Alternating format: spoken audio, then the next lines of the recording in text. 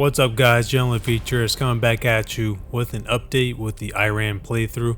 Hope you're having a great day today, and today we're going to look into the part 2 in the progress with Iran on the Flashpoint map. And so let's get straight into it guys, not waste any time. So let's zoom in and see the progress that has happened since the beginning of this series. You can see that we have taken all of Syria. The country is completely ours. We've taken every city. And I'm just finishing off the last unit here. You can see my total artillery unit finishing off this recon unit, and then it's going to be completely wiped free of any Syrian forces. Most of my forces here you can see are advancing away. This is my recon division, 7 motorized infantry and 3 recon vehicles, and then I have a few more forces in here that I'm keeping in the cities for morale's sake to not lose them. Had a pretty good campaign. Basically the tactic I used was I just used this one total artillery. You can see that its health is at 3 HP, and that is because it took a lot of hits from other enemy forces. I just used this with its range and then had some of my units fight them, and these are the ones that really took most of the hits. You can see some of the health is down. I'm retreating them back to my homeland, to the capital of Tehran, to the hospital to get healed up and used for my next campaign. It was a pretty simple war, just a lot of using the total artillery. Now that Syria is out of the way, I have access to the Mediterranean, which means I could build a navy in the future for this game. So that is my first access point to the water.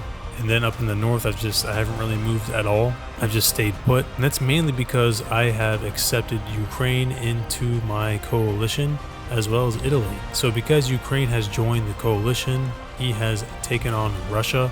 And you can see his progress, and I think he's going to basically take Russia. He's been able to move pretty freely in there and take good swaps of land. And then Italy, my ally over here, he joined us as well, and he's taken all of Austria and is currently taking Croatia.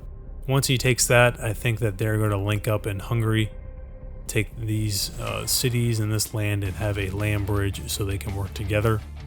For myself, for the next campaign, I'm probably going to go after Turkey, which is kind of a obvious choice. It's right here, and I just need to take that nation. And then we have Greece, who is an active player, and I need to set my sights on him. So that is one of the particular reasons I'm going to take Turkey, so he can't take it, but also so I can bolster my economy to have more forces to attack him. Let's look at the coalition update here. So you already know that we have our coalition, which is Ukraine and Italy. We do have another coalition who is going to be challenging us, and that is Sweden, the USA, and Greece.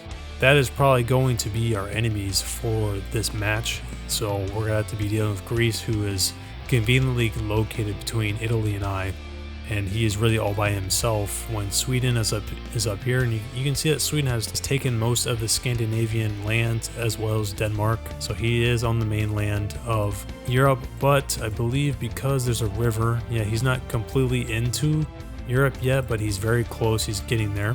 And then as we move over to the west, to the United States, you can see that he has no competition with North America. He's taken most of Canada, and he's cleaning up Cuba. So we know that we're going to have someone pretty strong to fight because he's uncontested, really. No problems for him. We're going to have to take out his allies before he gets here to help them. And that means for me and most likely Italy, we're going to have to take out Greece before he can help him. Now that we know the overall update in the different lands that we've taken and the tactical plan, now let's look at the research. As always, I like to show you guys where I'm at in the progress of that for every video. You can see my motorized infantry is at level 2, and then my armored, I have the recon vehicle, and I have just finished the research for the main battle tank. These are going to be my 2 armored units, the tank and the armored vehicle. Probably going to focus more on production of the tank now that it's unlocked. For support, I have the total artillery. That's going to be my range unit, I believe, for now. I do really like the multiple rocket launchers, but for my economy at the moment, I'm just going to stick with the artillery and use those. And then I have the mobile air vehicle, which you saw in the first part. And then no helicopters and no fighters yet. I am researching the UAV. I'm going to be using that for the purposes of doing recon on the Greek Empire and seeing what he's got in his lands. And then all the rest of these, I have no research done for them. Probably will have to start doing Navy once I have the resources to do so. And I always recommend the Destroyer. It's kind of a good, just solid ship to have. It has great hit points, and it also has good attack ratings on all the other ships, and as well as bombarding cities and the like. Alright, so that is the research. So now I'm just going to recover after this Syrian campaign and just heal up my forces. And the main plan I have for Turkey is going to move into multiple positions. So move in from here and come into this city, and then move in from the south here and come in there. So kind of a two-prong attack. Gonna have two main forces, so this will be my main force here that's gonna come into this side. And once they're all healed up and I think they're ready to go, and also when I have some of my tanks produced and more artillery and the such, once those are done, I'm gonna have this force more bolstered up and be my main force to punch through. And then of course I have some leftover forces here. I'll circle and show you how much I have left here. So I got 2 recon, 6 motorized infantry. I did unlock the mobile radar for my recon on the ground. So that is plenty of forces to punch through and take this city here as well. Not too worried. And I think my best guess is that this nation went AI, so I don't think I'll really have too much of an issue.